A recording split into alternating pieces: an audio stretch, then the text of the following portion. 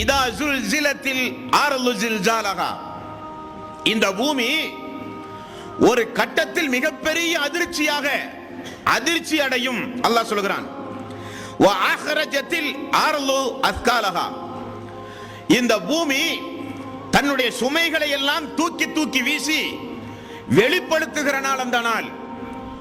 வ காலல் இன்சானு மாலஹா, அந்த நாளில் மனிதன் இந்த பூமிக்கு என்னானது, ஏன் இப்படி அதிர்ச்சி ஆகிறது? அந்த பூமிக்கு அடியில் புதையுண்டு போன எல்லா மனிதர்களும் மேலே வந்து தூக்கி வீசப்படுவார்கள். இந்த பூமிக்கு என்னானது என்று மனிதன் கேட்பான்.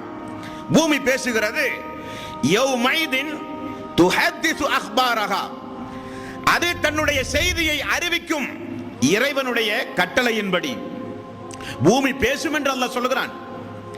அப்படிப்பட்ட அந்த பூமிக்கு அடியில் கொண்டு போய் புதைக்கின்ற வாழ்வுதான் கபருடைய வாழ்வு என்று இஸ்லாம் சொல்லுகிறது. அதுதான் ஃபர்ஸக்குடைய வாழ்வு.